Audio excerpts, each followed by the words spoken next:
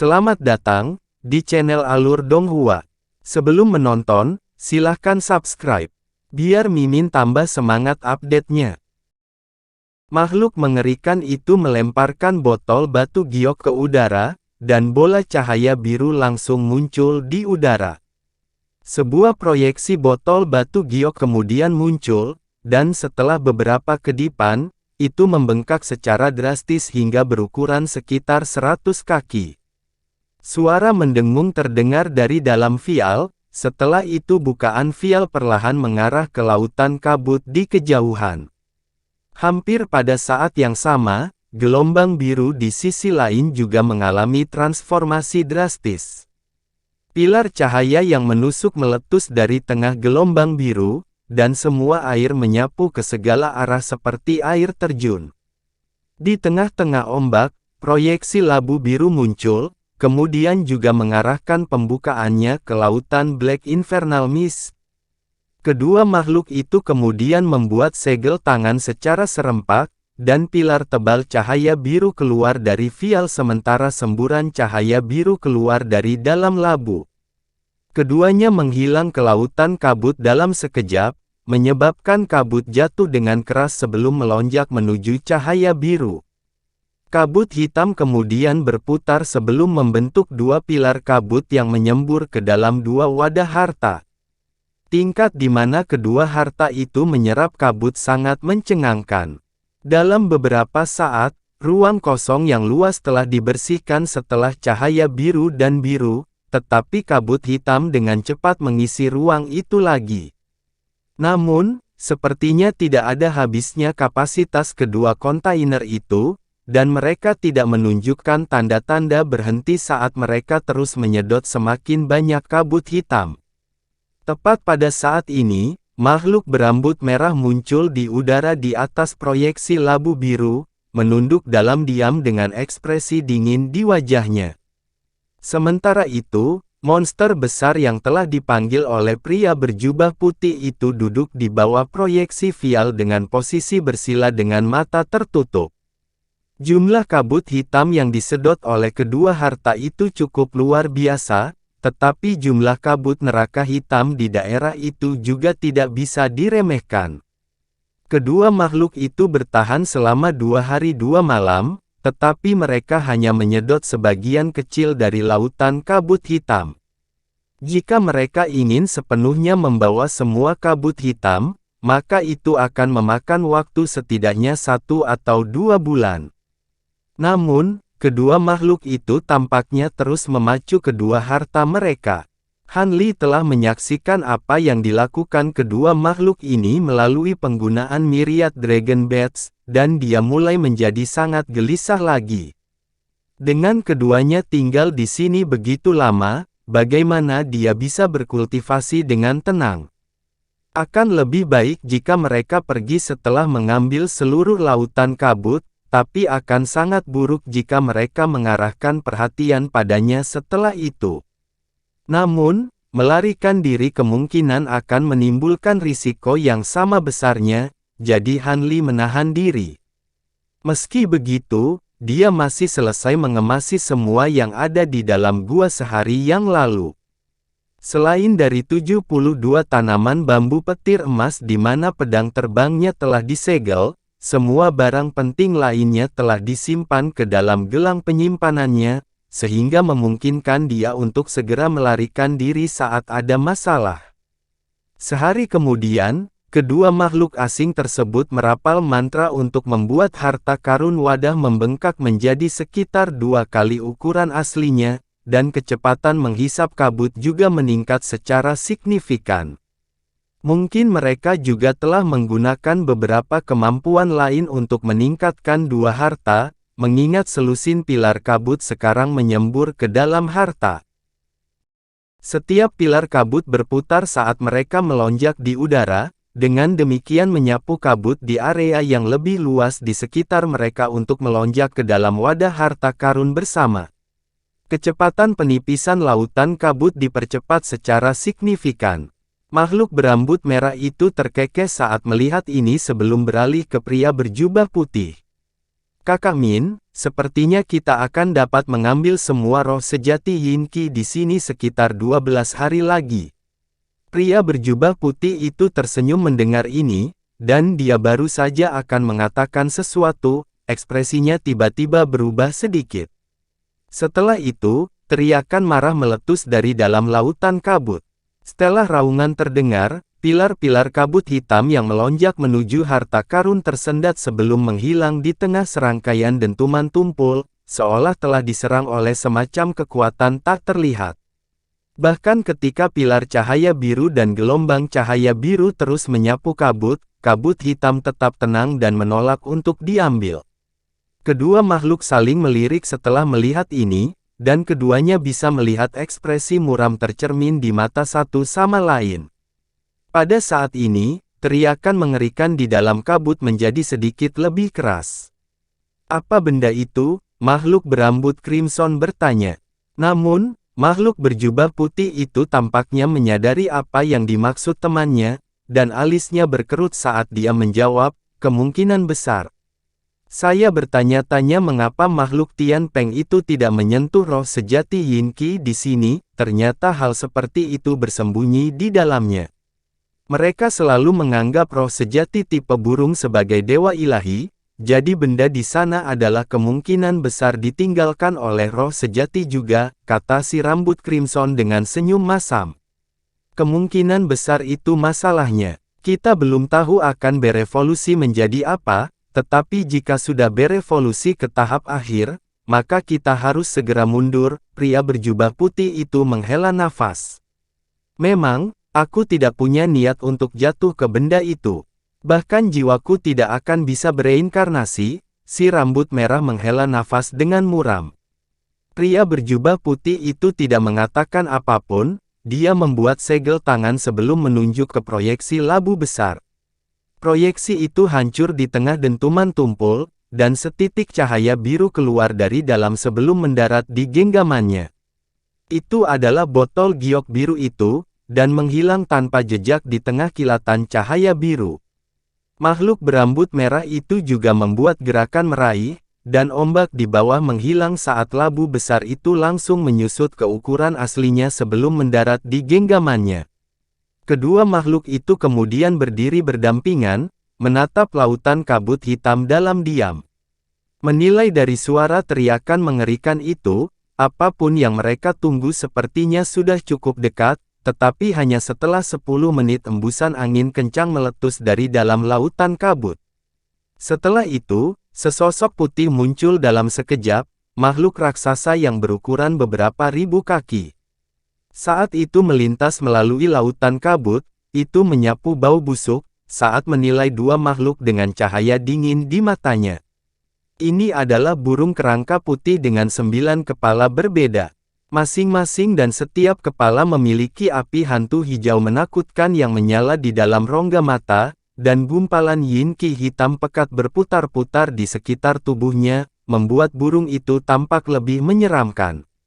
"Itu adalah sisa-sisa dari burung berkepala 9, seru makhluk berambut merah begitu dia melihat kerangka burung itu. Untungnya, itu masih dalam tahap kedua dari transformasi dan belum berevolusi menjadi Infernal Nether Chores tahap akhir, jadi itu hanya sebanding dengan kekuatan kita berdua. Satu-satunya masalah adalah kita tidak bisa melakukannya. Aku tidak tahu berapa banyak ki jahat yang tersisa dari burung ini. Jika itu mempertahankan lebih dari setengah ki yang mengerikan itu, maka kemungkinan besar kita harus mundur," kata pria berjubah putih dengan suara tenang, tetapi sedikit ketakutan di matanya. "Mari kita coba untuk mencari tahu. Apakah Anda benar-benar bersedia menyerah pada roh sejati Yin Qi di sini, Saudara Min?" tanya si berambut merah dengan gigi terkatuk. "Tentu saja aku tidak mau menyerah, seni kultivasi yang aku gunakan sangat membutuhkan benda ini untuk meningkatkan kekuatannya. Kami akan mencoba satu serangan untuk mengujinya. Jika terlalu kuat, maka kami mundur." Pria berjubah putih itu akhirnya mengambil keputusan. Setelah suaranya menghilang, salah satu kepala besar burung berkepala 9 terangkat sebelum mengeluarkan teriakan melengking, diikuti oleh 8 kepala lainnya yang membuka paruh secara serempak. Ledakan keras terdengar saat bola api, bilah angin, paku es, sambaran petir, dan serangan lain dari atribut berbeda yang tak terhitung jumlahnya meletus dari 8 kepala, menutupi hampir seluruh langit. Keganasan serangan itu benar-benar mencengangkan. Namun, kedua makhluk asing itu tiba-tiba menjadi jauh lebih tenang setelah melihat ini. "Aku pergi dulu," si rambut merah mengajukan diri sebelum membuat segel tangan. Cahaya biru segera mulai menyebar ke seluruh tubuhnya. Dia kemudian menunjuk satu jari ke arah gelombang serangan yang datang, dan semburan cahaya biru keluar dari ujung jarinya. Makhluk berambut merah kemudian membuat segel tangan lagi, dan penghalang cahaya berkelebat tak menentu sebelum membentuk dinding es biru. Pada saat itu, semua serangan menabrak penghalang es biru seperti hujan deras. Ledakan keras, dentuman tumpul, dan suara melengking tajam terdengar bersamaan dari permukaan dinding es. Cahaya spiritual dari semua jenis warna berbeda terpancar dari serangan, benar-benar membanjiri dinding es. Kepala tengah burung kerangka itu mengeluarkan teriakan kemenangan setelah melihat ini, tetapi 8 kepala lainnya melanjutkan serangan mereka. Menyerang dengan keganasan yang lebih besar, burung itu berencana untuk membunuh kedua musuhnya dalam satu gerakan. Namun, tepat pada saat ini, harum dingin tiba-tiba terdengar dari balik dinding es, diikuti dengan ledakan cahaya biru. Cahaya biru berkembang biak dengan kecepatan yang luar biasa, meluas hingga mencakup area dengan radius lebih dari 1000 kaki. Ruang yang tersisa setelah cahaya biru melengkung dan kabur, dan setiap serangan yang memasuki area itu menghilang begitu saja tanpa suara. Nyanyian mendesak makhluk berambut merah itu kemudian terdengar dari dalam cahaya biru, dan cahaya membengkak secara dramatis, menyapu ke arah burung kerangka besar dalam serangan balik. Cahaya biru bergerak dengan kecepatan yang luar biasa hingga mengenai burung kerangka hanya dalam rentang satu tarikan napas. Burung kerangka itu terkejut oleh ini, tetapi dia mengayunkan cakarnya yang besar ke arah cahaya biru yang mendekat. Lusinan proyeksi cakar hitam pekat muncul sebelum meluncur maju seperti pedang tajam, menghantam cahaya biru di tengah ledakan yang menggema. Lusinan celah langsung diiris menjadi cahaya biru oleh proyeksi cakar. Namun, cahaya biru kembali ke kondisi aslinya setelah kilatan cahaya spiritual, tetapi semua proyeksi cakar terperangkap di dalam cahaya biru sebelum disegel dalam bongkahan es biru. Cahaya biru kemudian menyapu udara di atas kepala kerangka burung itu sebelum jatuh dengan kekuatan yang menghancurkan. Kepala tengah burung kerangka itu melepaskan teriakan kaget dan mengepakkan kedua sayap tulangnya. Dua semburan ki abu-abu meletus dari sayap sebelum menghantam cahaya biru yang turun, dan saat keduanya bentrok dan terjalin di tengah semburan gemuruh yang mirip dengan guntur yang keras. Cahaya biru kemudian meningkat dalam kecerahan sebelum dengan cepat menelan ki abu-abu, kemudian berubah menjadi balok es dengan ukuran berbeda yang melayang di udara. Namun, cahaya biru juga tidak dapat turun lebih jauh, dan ditahan oleh ki abu-abu. Saat kebuntuan mulai terjadi, burung kerangka mengeluarkan teriakan yang menakutkan, dan cahaya melintas di dalam balok es sebelum lubang yang tak terhitung jumlahnya tiba-tiba muncul di permukaan halus mereka. Greyki kemudian melonjak keluar dari lubang itu langsung menelan balok es dan membuatnya menjadi kehampaan. Ki abu-abu memiliki atribut korosif yang kuat, dan hanya butuh beberapa tarikan napas untuk membasmi balok es dan cahaya biru di atas. Seperti yang diharapkan, burung berkepala 9 ini masih memiliki beberapa ki yang sangat buruk sejak dia masih hidup, tapi mari kita lihat berapa banyak yang dipertahankannya. Si rambut merah merenung dengan suara dingin. Setelah itu, cahaya biru mulai bergetar hebat, kemudian meningkat secara signifikan dalam kecerahan, diikuti bola cahaya biru yang tak terhitung jumlahnya ditembakkan dari dalam. Begitu muncul, meluncur ke arah burung kerangka di tengah suara melengking. Burung kerangka itu telah menyaksikan kekuatan cahaya biru, jadi dia tidak akan meremehkan serangan musuhnya lagi.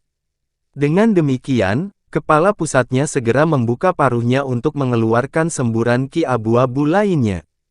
Aliran ki abu-abu ini bergabung dengan dua lainnya yang memancar dari sayapnya, dan mereka menyapu ke arah bola cahaya biru secara bersamaan, diikuti dengan ledakan keras yang meletus.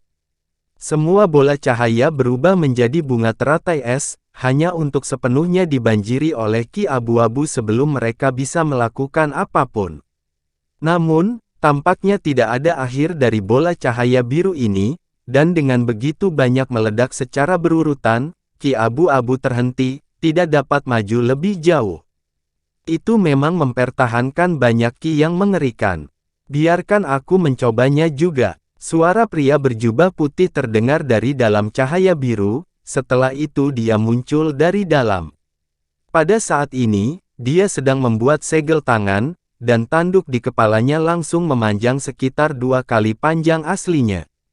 Pada saat yang sama, proyeksi monster besar yang pernah dipanggil sebelumnya muncul di belakangnya. Petir biru muncul di tanduk pria itu, dan dia sedikit menundukkan kepalanya untuk meledakkan busur petir di udara. Sambaran petir menjadi setebal mangkuk besar di tengah penerbangan dan memanjang hingga lebih dari 100 kaki.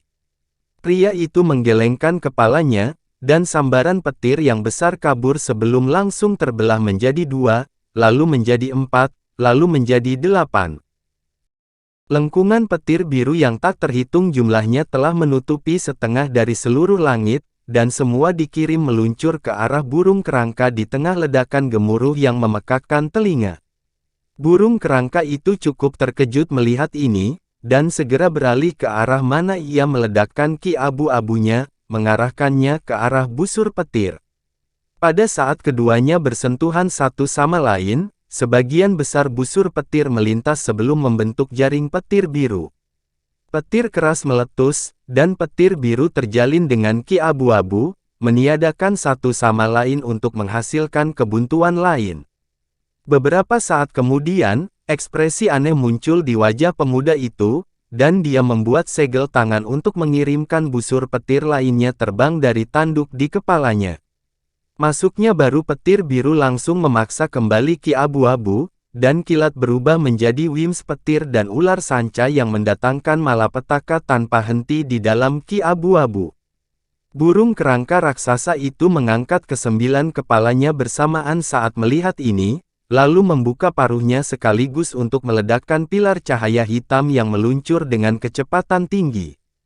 Aura panas meletus dari pilar cahaya, dan busur petir dan gelombang cahaya biru semuanya ditaklukkan dengan mudah oleh cahaya hitam ini.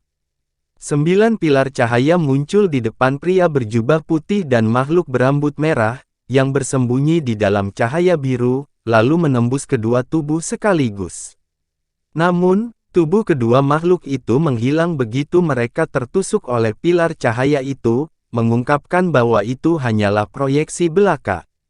Detik berikutnya, fluktuasi spasial meletus lebih dari 1000 kaki, dan 2 sosok humanoid muncul. Mereka adalah 2 makhluk yang terlibat dalam pertempuran dengan kerangka burung. Pria berjubah putih menoleh ke temannya, dan bertanya, "Menurutmu, berapa banyak ki yang mengerikan itu dipertahankan?" "Seharusnya kurang dari setengah, sekitar sepertiga," makhluk berambut merah segera menjawab.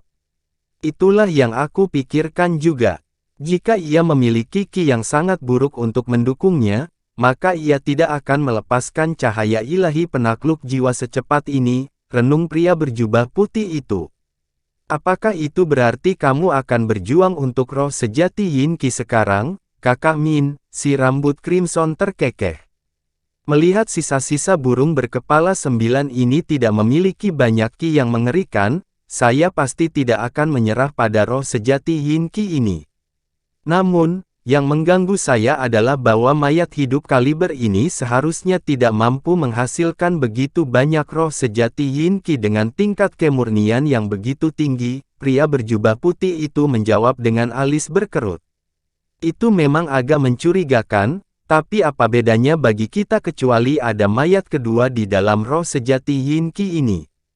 Jika Yin Qi ini terlalu sedikit, itu tidak akan cukup untuk memisahkan kita, jadi ini adalah ideal, si rambut crimson terkekeh. Pria berjubah putih itu merenungkan kata-kata rekannya sejenak sebelum mengangguk setuju. Kamu benar, aku hanya memikirkan hal-hal yang berlebihan. Ayo habis-habisan dan bunuh benda ini secepat mungkin. Ayo, ekspresi dingin segera muncul di wajah makhluk berambut merah itu. Pada saat ini, kerangka burung itu menjadi sangat marah setelah melihat serangannya gagal mengenai musuhnya. Dia tiba-tiba terjun ke lautan kabut sebelum melepaskan teriakan panjang, dan semua kabut hitam dalam radius beberapa kilometer melonjak ke arahnya. Kabut hitam berkumpul untuk membentuk bulu-bulu hitam pekat yang menutupi seluruh tubuhnya, dan itu melonjak ke arah dua lawannya dengan kekuatan yang menghancurkan. Kedua makhluk yakin akan kemampuannya untuk memenangkan pertempuran ini, tetapi hati mereka masih tersentak saat melihat ini. Pria berjubah putih itu segera meletakkan tangannya di atas kepalanya, dan berubah menjadi monster lapis baja yang besar itu. Pada saat yang sama, busur cahaya biru yang tak terhitung jumlahnya meletus dari tubuhnya untuk menemui burung yang mendekat. Sementara itu, makhluk berambut merah itu membuat gerakan meraih, dan trisula emas yang berkilauan segera muncul dalam genggamannya. Dia mengangkat trisula ke udara, dan cahaya spiritual biru, putih, dan kuning muncul di tiga ujung trisula. Cahaya biru cemerlang juga meletus dari tubuh makhluk berambut merah itu, dan berubah menjadi monster besar dengan kepala ikan dan tubuh manusia. Tubuh barunya kemudian mengembang berkali-kali bersama dengan trisula di tangannya, dan dia menyerupai raksasa yang menjulang tinggi saat dia melambaikan trisula besarnya di udara. Cahaya spiritual dari tiga warna berbeda segera muncul di ruang sekitarnya sebelum berubah menjadi gelombang biru, angin putih yang ganas, dan petir biru. Trisula itu kemudian terjun ke depan untuk bergabung dalam pertempuran. Ledakan yang menghancurkan bumi meletus satu demi satu, dan tanah bergetar hebat saat pertempuran berkecamuk, menciptakan keributan yang terdengar bahkan dari jarak ribuan kilometer. Han Li Tuli mendeteksi apa yang terjadi di luar gua tempat tinggalnya. Dia segera mengaktifkan formasi Myriad Dragon Bat, sehingga memungkinkan dia untuk menyaksikan pertempuran yang terjadi di dekat lautan kabut hitam. Ketika dia menyaksikan burung berkepala 9 raksasa menyapu lautan kabut hitam, Han Li hanya bisa menarik napas tajam.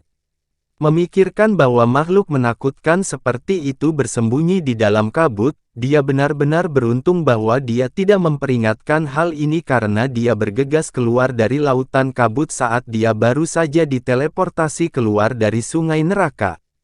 Burung kerangka ini mampu menghadapi dua makhluk tahap integrasi tubuh sekaligus. Jika dia menghadapinya dalam pertempuran, dia pasti sudah mati. Tornado spiritual besar terbentuk karena pertempuran antara tiga makhluk tahap integrasi tubuh, dan tornado hanya meluas saat mengaduk lautan kabut hitam di bawahnya. Han Li melihat saat pertempuran sedang disiarkan di layar cahaya di hadapannya, dan ekspresi ragu-ragu muncul di wajahnya. Dia dapat mengatakan bahwa kedua makhluk asing itu berada di atas angin, dan bahwa pertempuran perlahan-lahan mendekati gua tempat tinggalnya. Aku tidak bisa tinggal di sini lebih lama lagi. Apakah pertempuran mereka benar-benar akan berdampak pada tempat tinggal guanya? Ini adalah kesempatan ideal untuk pergi. Kalau tidak, begitu pertempuran selesai, semuanya akan terlambat. Dengan demikian, Han Li langsung membuat keputusannya, dan dia melesat ke udara sebagai seberkas cahaya biru, dengan cepat menghilang dari dalam aula. Beberapa saat kemudian, cahaya biru memudar, dan Han Li muncul di dalam kebun obat. Di depannya berdiri beberapa baris bambu petir emas tahun segudang, yang semuanya cukup subur. Han Li menarik napas dalam-dalam sebelum menyapukan lengan bajunya ke arah tanaman bambu tersebut.